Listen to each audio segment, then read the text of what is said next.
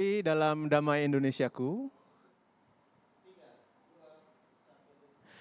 Kembali dalam Damai Indonesiaku di TV One bersama saya Hilbram Dunar. Sekali lagi saya terus mengajak Anda yang ingin berdiskusi, bertanya kepada guru-guru kita, ada Ustadz Solmed, ada Gus Said. Jangan lupa untuk mention di Instagram kami di @damai_TV1. Dan langsung saja kita akan mendengarkan tausiah selanjutnya dari Gus Said yang akan membahas mengenai amalan doa untuk menolak bala dari para nabi. Kira-kira seperti apa dan apa yang kita bisa pelajari dan bisa kita ikuti dalam kondisi seperti sekarang, di mana kita semua berharap tentunya dijauhkan dari berbagai hal yang tidak diinginkan dan selalu berada dalam perlindungan Allah Subhanahu wa taala. Langsung saja Gus Said. Assalamualaikum warahmatullahi wabarakatuh. Waalaikumsalam. Alhamdulillahi rabbil alamin. Alhamdulillahilladzi ja'alana minas sabirin wa ja'alana minal muttaqin wa insyaallah asa ayyaj'alana min ahli jannatihin na'im. Asyhadu an la ilaha illallah wa asyhadu anna Muhammadan abduhu wa rasuluh. Allahumma salli wa sallim wa barik ala sayyidina Muhammadin wa ala alihi wa ashabihi wa manittaba'al huda ila yaumiddin. Amma ba'du. Hadratal kurama'i wal a'izza, para pemirsa Damai Indonesiaku TV One yang dirahmati Allah. Musibah demi musibah yang hari ini kita alami adalah takdir dari Allah Subhanahu wa taala. Tidak ada kejadian yang terjadi di atas muka bumi ini maupun di langit sana kecuali atas ketentuan Allah Subhanahu wa taala. Itu yang ditegaskan oleh Allah dalam Al-Qur'an surat At-Taubah. Allah Subhanahu wa taala berfirman, "Qul la yusibana illa ma kataballahu lana huwa maulana wa 'alallahi falyatawakkalul mu'minun." Maka bagi orang-orang yang beriman, kalau kita betul-betul benar keimanannya, kita tidak akan pernah khawatir dengan ujian dan musibah yang diturunkan oleh Allah. Karena kita tahu dan sadar bahwa ujian itu sejatinya adalah kehendak Allah. Untuk apa ujian ini diturunkan oleh Allah kepada kita, kepada hambanya? Liyabluwakum ayyukum ahsanu amala. Agar kita semua menjadi hamba-hamba yang lebih baik. Agar kita semua teruji apakah kita menjadi hamba yang pandai bersyukur atau kufur atas nikmat Allah. Saudaraku kaum muslimin yang dirahmati Allah, dari dua ayat yang saya bacakan tadi, maka jelaslah bahwa apa yang hari ini kita rasakan, pandemi COVID-19, dan mungkin sebagian yang lain di daerah yang lain mengalami bencana alam, gempa bumi, tanah longsor, banjir, semua adalah kehendak Allah. Untuk apa Allah memberikan ujian ini, memberikan berbagai macam cobaan ini? Agar kita segera kembali kepada Allah Subhanahu wa taala. Bagaimana Allah memberikan tips, Rasulullah memberikan teladan kalau terjadi musibah dan bencana dalam banyak riwayat, baik itu yang berada dari Al-Qur'anul Karim maupun hadisnya Rasulullah sallallahu alaihi wasallam. Kalau satu daerah, satu kampung, satu negeri ditimpa musibah oleh Allah, maka bersegeralah untuk taubatan nasuha, untuk meminta ampun kepada Allah Subhanahu wa taala. Wa ma kana Allahu liyu'adzibahum wa anta fihim wa ma kana Allahu mu'adzibahum wa hum yastaghfirun. Demikian firman Allah Subhanahu wa taala.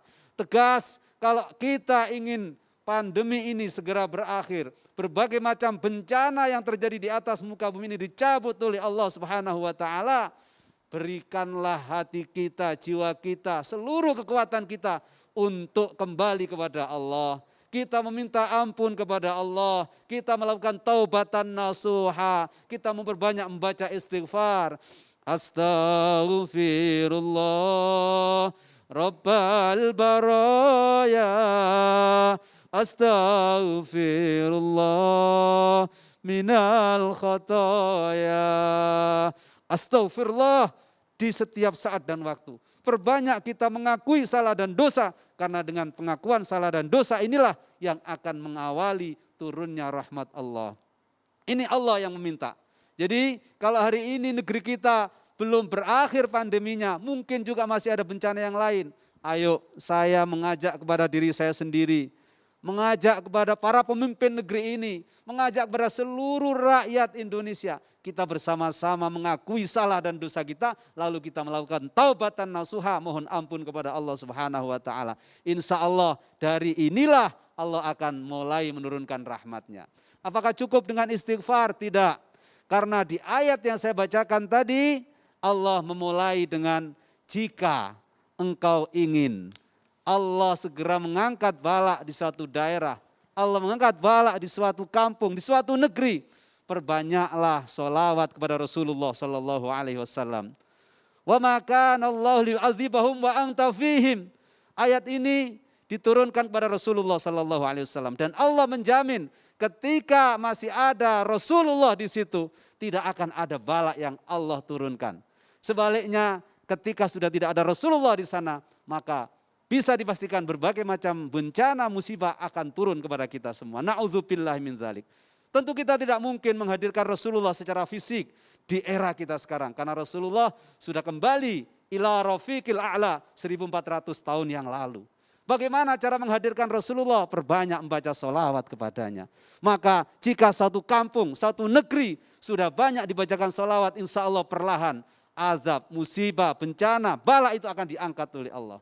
Bagaimana sholawat yang kita baca? Bisa sholawat Jibril.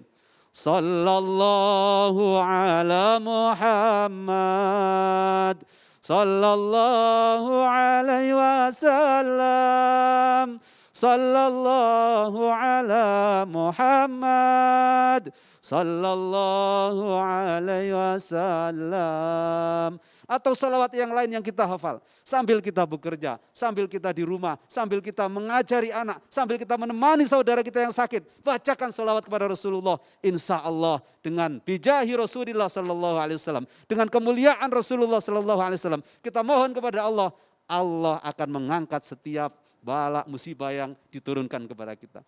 Subhanallah, inilah amalan-amalan dasar yang harus kita pegang kalau kita ingin segera dicabut musibah, bala dan fitnah akhir zaman ini. Bagaimana dengan para nabi?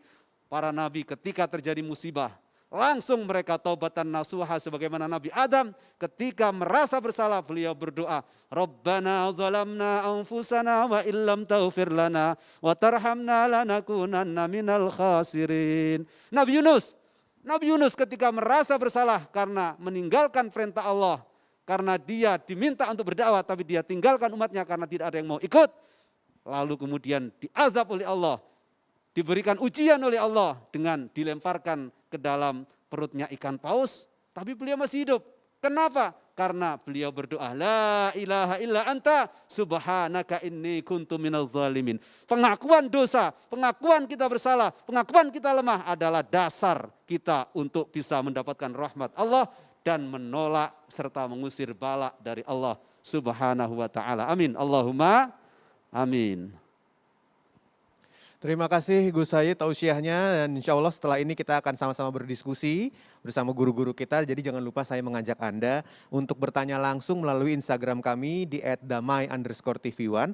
Insya Allah bisa langsung kita diskusikan, saya tanyakan pertanyaan Anda dan mungkin kalau tidak semua pertanyaan bisa saya diskusikan, ada beberapa yang juga sudah diwakilkan oleh adik-adik kita yang juga nanti akan bertanya dengan guru-guru kita. Untuk itu jangan kemana-mana pemirsa, tetap bersama kami dengan Damai Indonesiaku bersama saya Hilbram Dunar. Dan jangan lupa tentunya Damai Indonesiaku ini dipersembahkan oleh Sarung Wadimor, tentu sarung kita.